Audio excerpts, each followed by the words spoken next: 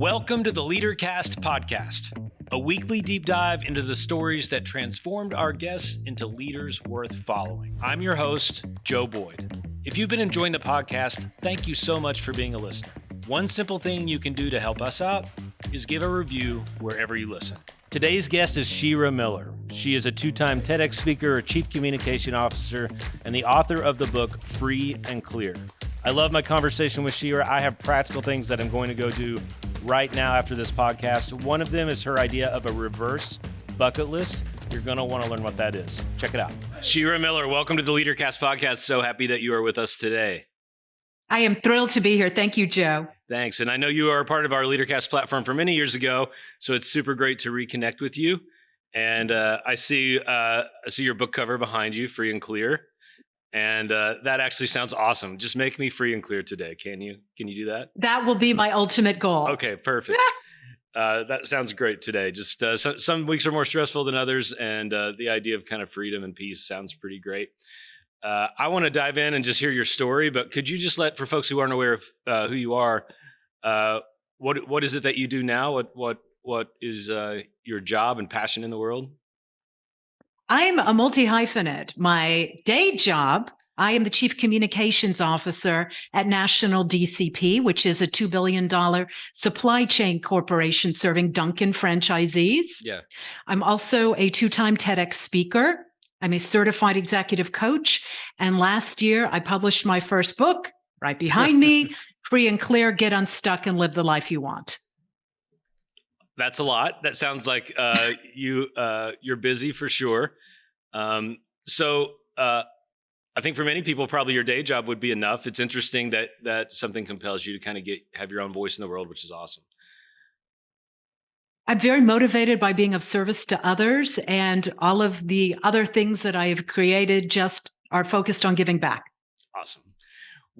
One of the things I like to tell people, and people that listen to this every week are probably tired of me saying it, but I'm a storyteller. I've had a meandering career for sure myself, but the common theme has been around telling stories and helping people tell better stories. And so I love for this podcast to just kind of try to see how your story came to be. And I like to overlay Joseph Campbell's classic hero's journey motif over top of all of it. I'm super nerdy. But if you would play along with me. I'd love to. Okay, great. That sounds awesome. I'm nerdy too. Cool. This will be great. We have weaned out all the not nerds out of our listenership since I took over. It's been great. So when you were younger, little Shira running around, I'm curious. Even as a little girl, what were you into? What were the things that captured your imagination? Were there any adventure stories that you were into, or books or TV shows that sort of caught your heart, caught your imagination? Yes, I'm going to answer that in two ways. So when I was really little, I was fascinated by outer space.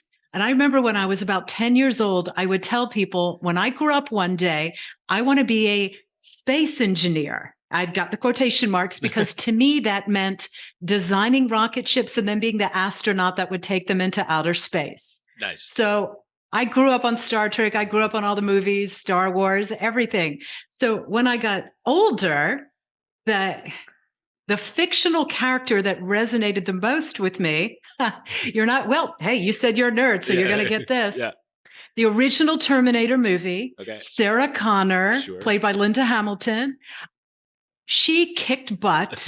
She was in a relatively sheltered part of her life. All of a sudden, there's this major threat, that humanity is on the line. And she did whatever she could. She protected her unborn son. She fought back because she knew she had a greater purpose. So I remember when that movie came out going, wow, that's amazing. And I was so inspired by that, just the strong action hero female. That's a great example. And it's actually helpful to us, to me, because I love the Hero's Journey platform. But because so many of these older stories come from, sort of male-dominated cultures, there aren't as many females hero stories to pull from in pop culture sometimes. That's an awesome one I never thought of. Would you say as a kid, was that you? Were you sort of a strong-minded kid, or were you a little more passive and that was kind of just growing in your heart, waiting to come out? The sort of That's a great question. As a kid, I was strong-minded. I was a couch potato kid. I'm the one who years later lost weight, got in shape, and became very active. But back then, I was a little bit of a couch potato, a very social couch potato. Yeah. But the last one picked for volleyball, I'll tell you that. But I had strong convictions as a kid. I wanted to, in my own world, I didn't even have the phraseology yet, but, make people feel better, make sure people were recognized. I was the one who would stand up to the bullies when other kids were getting picked on. I learned how to deflect it with laughter. I just wanted to create an environment where people felt seen and happy and make things better. Yeah. And as you got older, of course, usually those passions start to turn a little towards some sort of career ambition. So do you remember at some point you probably decided not to be a space engineer, it seems. So Correct. When that started to fade away, when it came time to decide what to study or what to do, how did you process sort of knowing who you were, what you wanted to do with your career? When I attended Emory University in Atlanta, and I didn't know what I wanted to do. I actually chose that school because they were one of the best public speaking debate teams in the country. So I was at the right school, didn't know what I wanted to do. I had a lot of family pressure to become a lawyer. My uncle was a lawyer. I was the first one in my immediate family to go off to college. And I remember my junior year, I took the one and only journalism class at the time that they had at Emory. Now they've got a J school. And there was an opportunity for a peon job at the NBC News, the Southeastern Bureau, being an archivist. Nobody else, I was putting myself through school. There weren't as many other motivated kids in the class. And I'm like, I don't care if it's a crap job. I'm going to apply for this. Yep. Got it. Became a weekend bureau coordinator. And from that, realized I was gravitating more towards news and features and got into public relations immediately after that, right after I graduated. I love, one of the themes I've noticed, this has just been such a great opportunity for me to do this podcast and to hear the themes in folks' stories, is people kind of knowing sort of where they want to end up, but having an opportunity that isn't what they want to do, and instinctually just sort of doing it because they want a seat at the table, right? They want in. And I'm thinking of folks like Kelly Leonard, who we interviewed from the Second City, who ended up producing all the Second City shows, was a dishwasher, then a ticket taker at the Second City, just because he wanted to get in the Second City.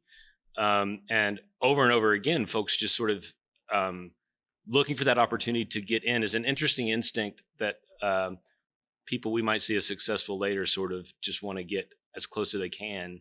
And maybe some younger folks need that could be helpful for them hearing this as they're trying to process, what's my first job out of college, or what should I be doing to pursue where I want to go? I think the most important thing you can have is to be intellectually curious and to seek opportunities, because you don't know where things are going to lead. Yeah. Go somewhere, volunteer. Once they see your brilliance and that you're dedicated and are willing to put the time in, you can create so many opportunities. Yeah. So off you go into being an archivist, what does that mean back in the day? What were you actually doing? Oh my God, back in the 80s, you would take these huge 8-track tapes, look at it, log it into the outdated computer system so that if people needed B-roll for future video, They could find it. I did that for a couple months and then I got the other opportunity, but it was the least glamorous thing you can imagine. I would imagine there aren't many more left, archivists. Oh, I am certain there aren't. So from there, as you start progressing in your career, I like to talk about dragons because every story has these monsters that appear, and in great stories, they usually represent also your own struggle. So since you brought up Star Wars, this is Luke. When Yoda makes Luke go into the cave to strike down the image of Darth Vader, and then Luke's face is underneath it. There's that imagery of we have to fight something that is in ourselves or outside of ourselves. When you think of the early dragons, monsters that you had to sort of overcome, what comes to your mind? Early on or later? I've got some dramatic things later, but early on, I think it was having a belief in myself and what was possible. Yeah. I had I'm I'm this kid from Columbia, South Carolina, the daughter of a delicatessen owner. Wow. It was easy to get intimidated. Yeah.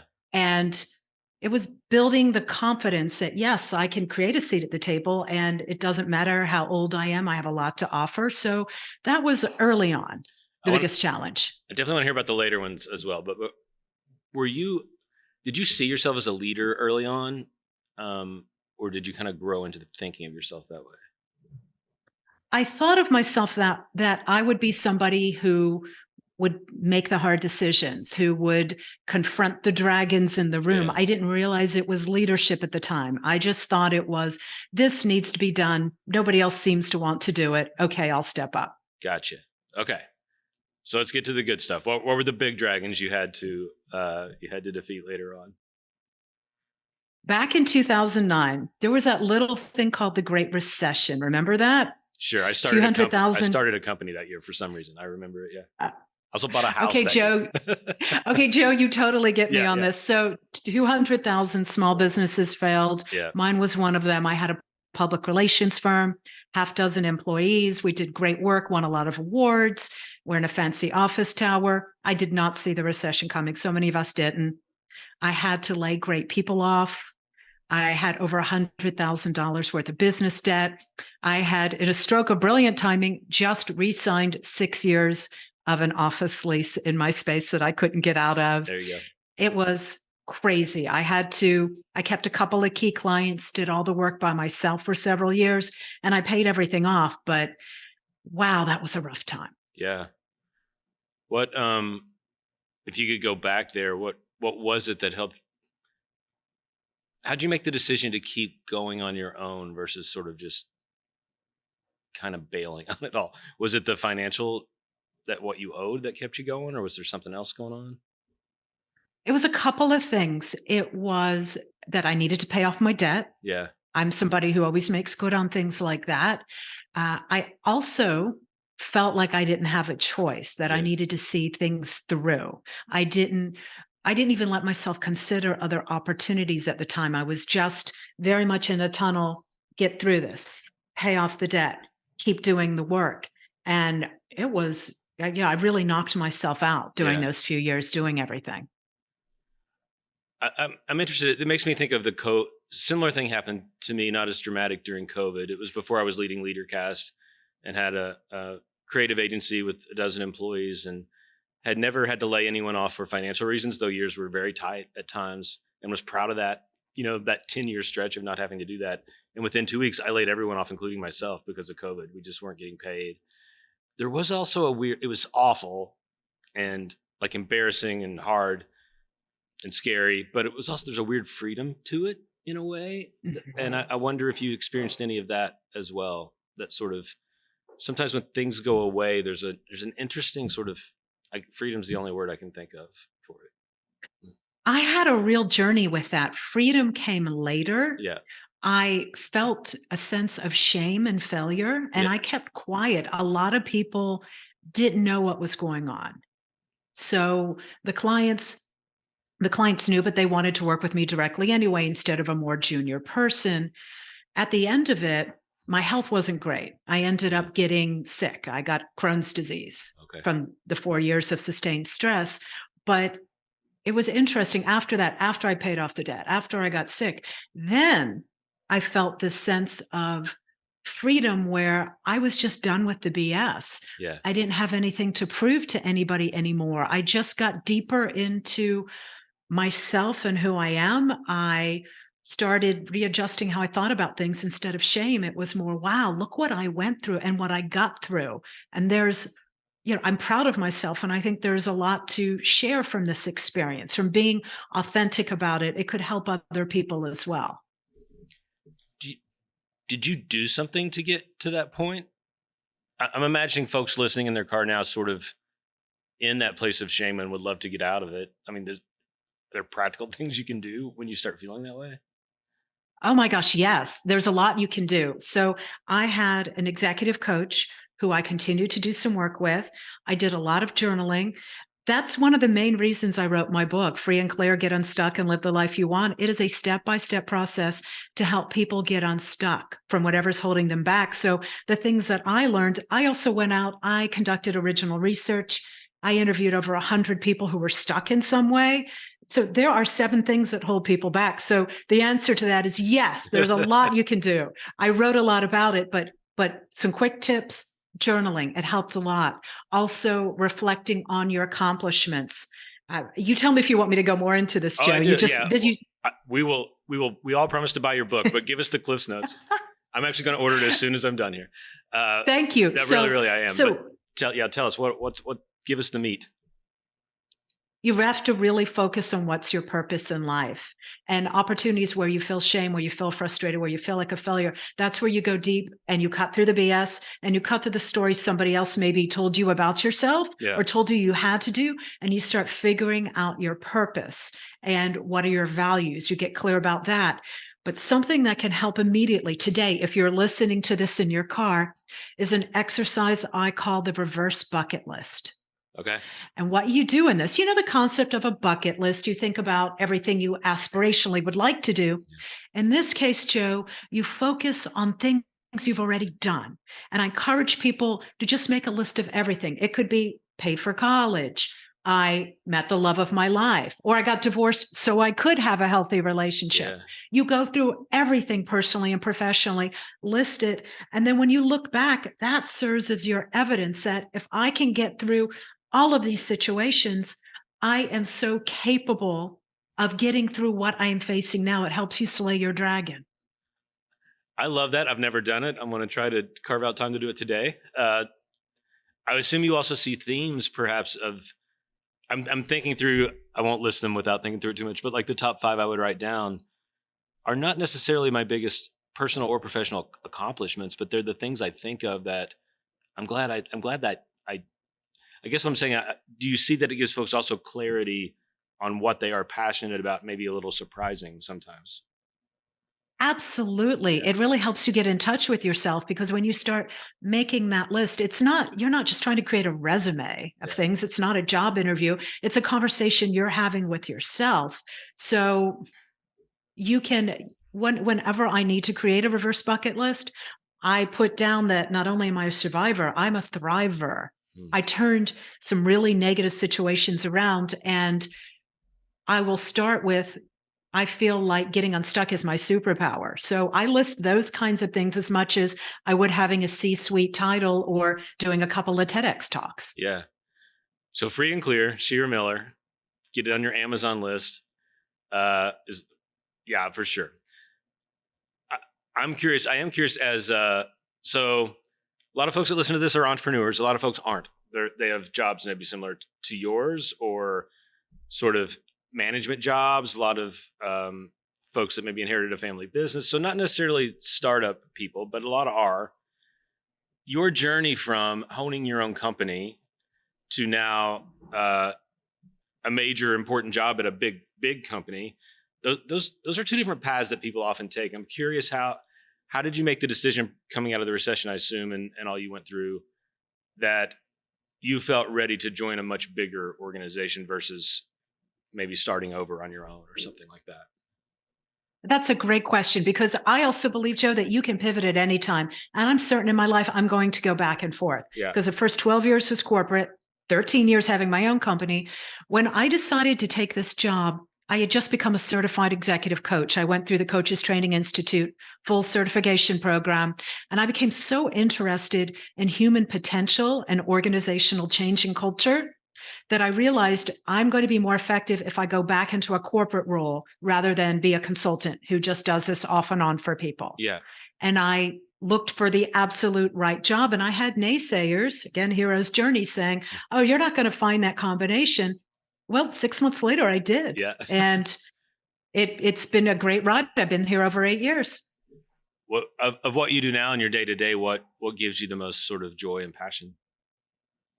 I get the most passion from internal communications, from culture initiatives. I'm in charge of all aspects of our company's brand reputation, internal, external, marketing communications, you name it.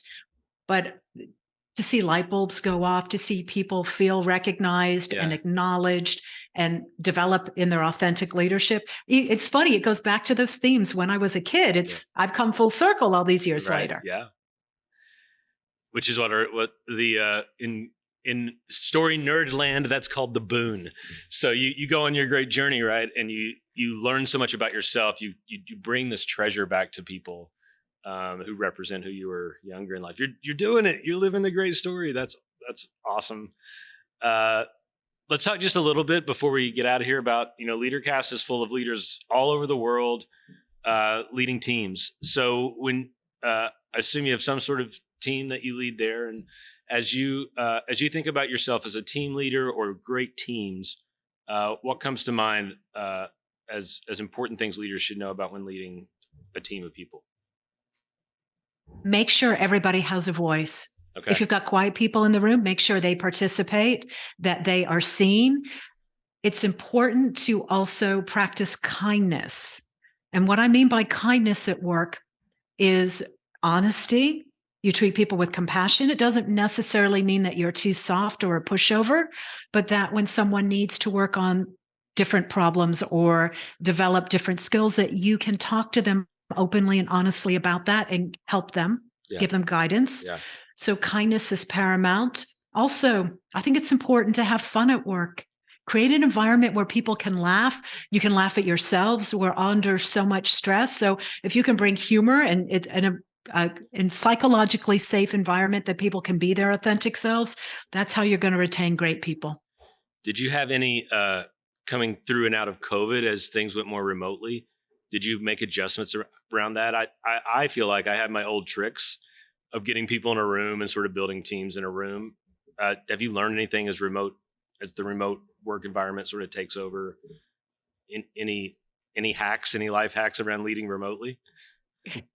So everything became so virtual. So what we do today, my company, for the corporate headquarters, people who are working on our distribution centers worldwide, those people are still coming to work every day, truck drivers, warehouse employees.